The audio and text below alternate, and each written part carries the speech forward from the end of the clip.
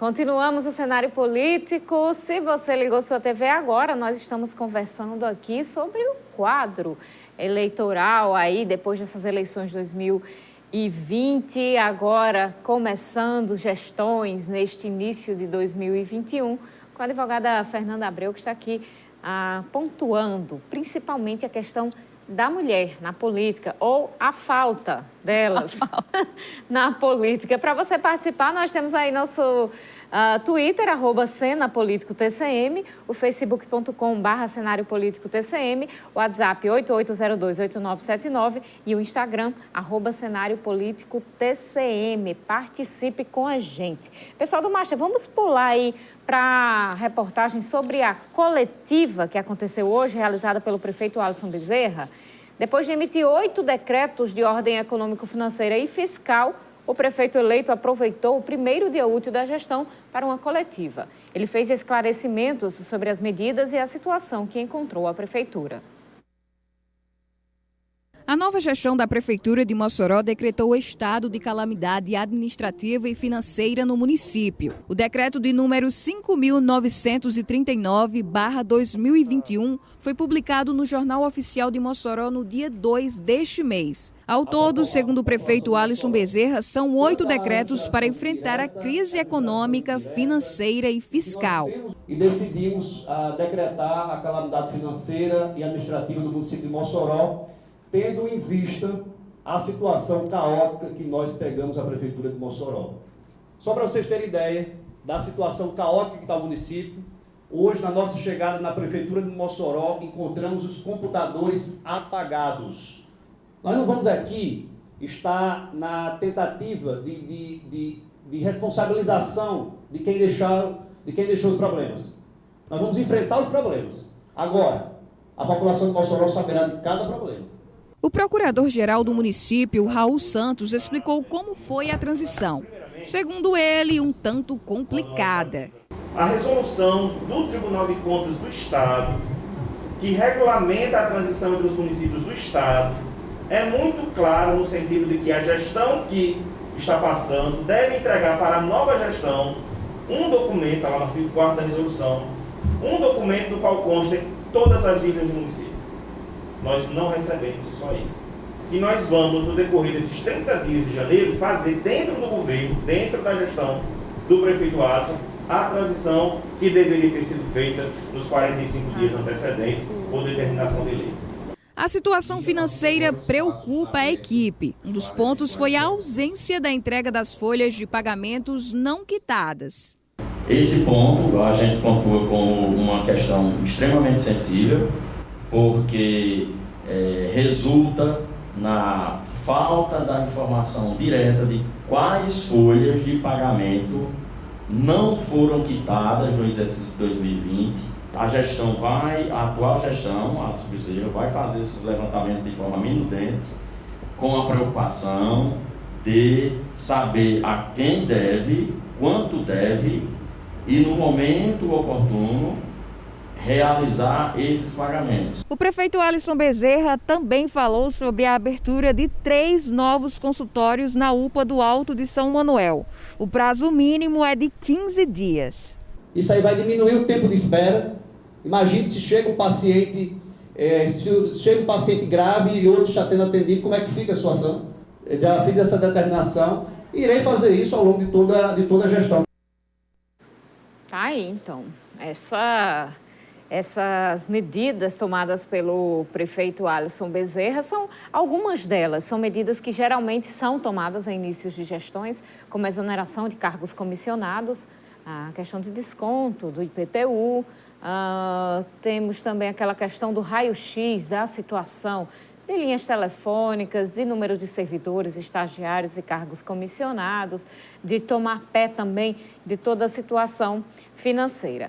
O decreto de calamidade pode ser ou não precoce. A situação ainda não foi totalmente esclarecida, ou seja, a equipe do prefeito Alisson Bezerra ainda não tem total noção da situação financeira da prefeitura. Então, como decretar o estado de calamidade?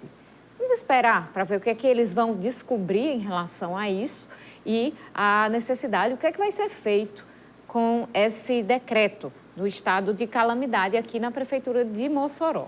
Mas, sobre este assunto, a gestão da ex-prefeita Rosalba Ciarline emitiu uma nota sobre as afirmações feitas pela equipe de Alisson Bezerra na coletiva. A nota frisa que, na mudança de um governo para o outro, há um bloqueio automático do sistema, inclusive por medida de segurança. Para acessar, é necessário apenas que o novo prefeito cadastre e garanta o acesso de seus auxiliares e que, portanto, a informação de que os dados foram deletados é equivocada e falsa, segundo a nota. O texto diz ainda que no dia 23 de dezembro, o coordenador da equipe de transição e consultor do município, Anselmo Carvalho, pediu ao coordenador da equipe do então prefeito eleito, o Raul Santos, para informar os nomes e CPFs dos secretários para o cadastramento prévio no sistema orçamentário e que Raul não respondeu. A nota finaliza dizendo que, neste momento, a ex-prefeita não deseja polemizar ou entrar em discussões públicas sobre o funcionamento habitual da administração e que a ex-prefeita renova desejos de sucesso e êxito para a atual administração. Vamos seguindo aqui no nosso assunto. A gente tem muita coisa para conversar, então vamos voltando aqui. Depois a gente entra em detalhes sobre essa situação.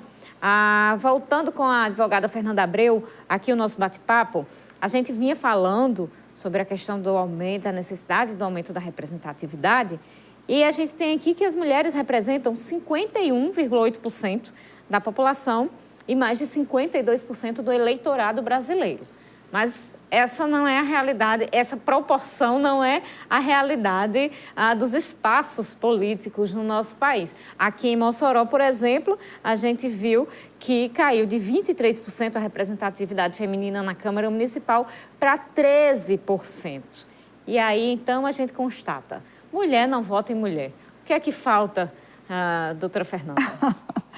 Então, Carol, falta a gente ter uma mudança educativa e estrutural. Falta que a gente tenha, que as próprias mulheres consigam desenvolver um sentimento de pertencimento aos espaços públicos. Falta que a gente consiga garantir que elas estejam mais presentes lá. Falta que essa mudança estrutural e educativa realmente ela derruba estruturas que são muito antigas, que estão presentes na nossa sociedade, estão arraigadas, elas nem sempre são muito claras nem expressas pelas pessoas, mas porque a gente sempre viu ao longo da nossa história esses espaços sendo ocupados por homens, a gente sempre ouviu e compreendeu, né, as pessoas de nossas confianças, de nossas famílias, desses espaços, afirmarem, tácita ou expressamente, que os homens são mais fortes, são mais vibrantes, são mais capazes, né, de defender a sociedade como um todo, porque a gente também enxerga nessa sociedade uma divisão, aí a gente vai chamar aqui para uma divisão sexual do trabalho muito nítida, onde, em regra, as mulheres são destinadas aos espaços de cuidado, os espaços domésticos, e aos homens são destinados os espaços públicos, os espaços de fala, os espaços de poder institucional, é que nós ainda temos incrustado nas nossas percepções essa realidade. Tá? Não basta que a gente realmente tenha cotas, a gente precisa fomentar, a gente precisa criar, a gente precisa educar as mulheres para esses espaços. E uma coisa que a gente coloca, para a democracia é importante a representatividade, mas a representatividade ela é importante para o próprio crescimento da representatividade. Em que sentido?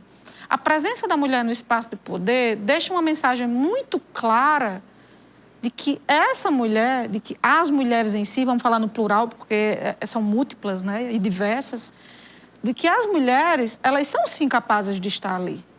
A gente tem uma vivência histórica muito forte de ausência delas. Essa ausência que você fala, há mulheres no poder. Opa, peraí, há mulheres ausentes. Pronto, as mulheres estão ausentes. Nós não as vemos lá.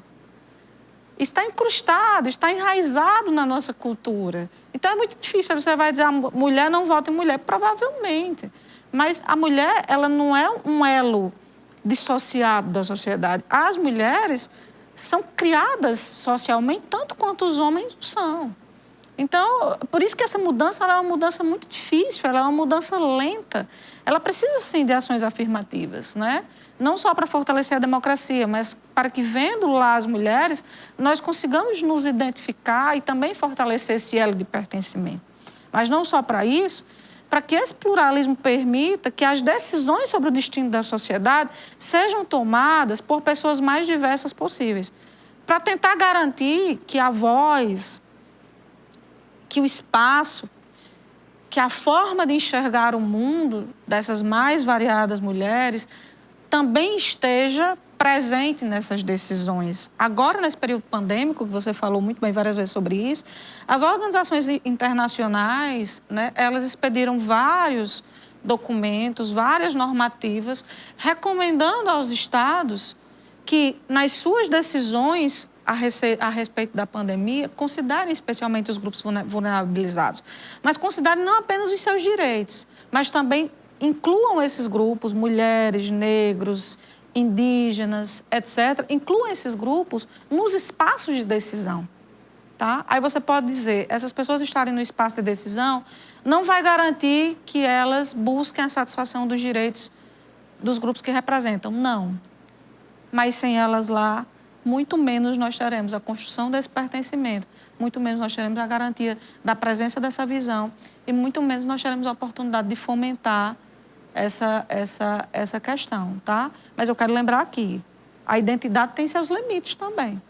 Ao eleger um homem, não significa dizer que esse homem não esteja obrigado a efetivar e a buscar as políticas públicas para a satisfação dos direitos das mulheres, não.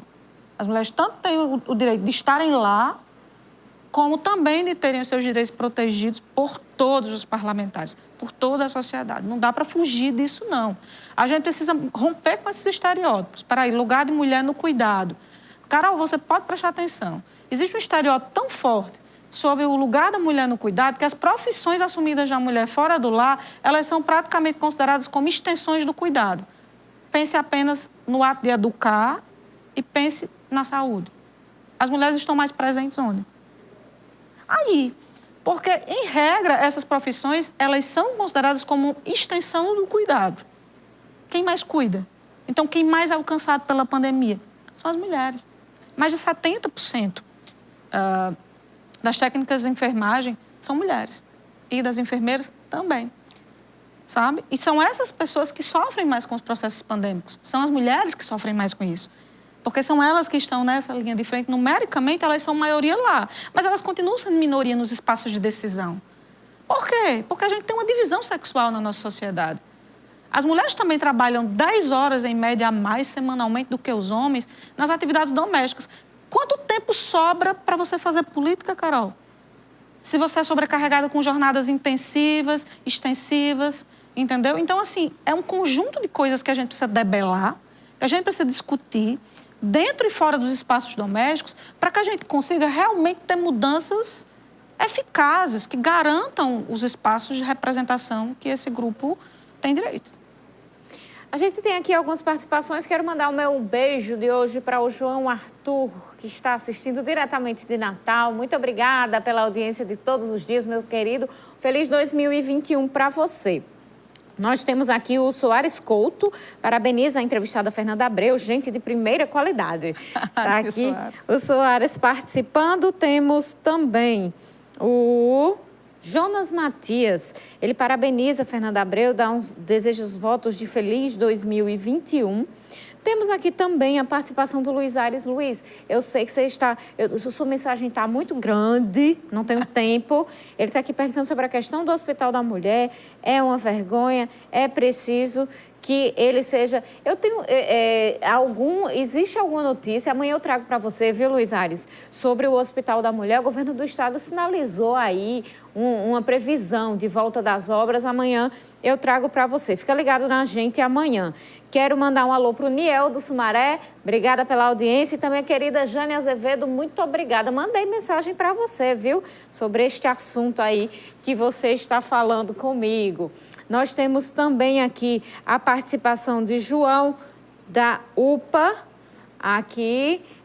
João, muito obrigada pela audiência de sempre. João e toda a equipe da UPA do BH, que está ali na linha de frente de combate à Covid, mas sempre ligado aqui no cenário político. João Paulo Marques já está aqui reclamando. Primeiro programa do ano, ele já está reclamando. Muito obrigada pela audiência, viu, João? Gente, não tem mais tempo de pergunta nenhuma. Tinha muito assunto para a gente falar, mas eu agradeço aqui. Temos 1 minuto e meio para as despedidas.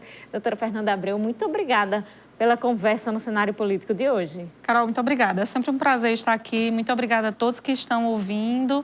Mandar um abraço para o Soares Couto e mandar também para o Jonas Matias. Um beijo grande. Obrigada demais. Eu só tenho realmente isso a dizer e pedir, né, enfatizar que essa tarefa da inclusão das mulheres e dos grupos vulnerabilizados na política é uma tarefa de todos nós. Então, eu espero que todos nós façamos as partes que nos competem. Um abraço e boa noite. Só para a gente finalizar, as perspectivas, afinal, são positivas? Eu tenho perspectivas positivas pelo contexto que vivenciamos. Eu acho, sim, que a gente vai evoluir, mas por conta de um forte movimento social nesse sentido. Então, a todos que estão se movimentando nesse sentido para fortalecer, meu pedido é continuem. Eu tenho mais esperança que os poderes sejam conduzidos por esse movimento forte que tem acontecido na sociedade do que o inverso. Muito obrigada, uma boa noite, seja sempre bem-vinda. Boa noite. Muito obrigada a você pela audiência no programa de hoje. Amanhã a gente se encontra novamente às 7h25 da noite ao vivo aqui na TCM HD. Uma boa noite e até lá.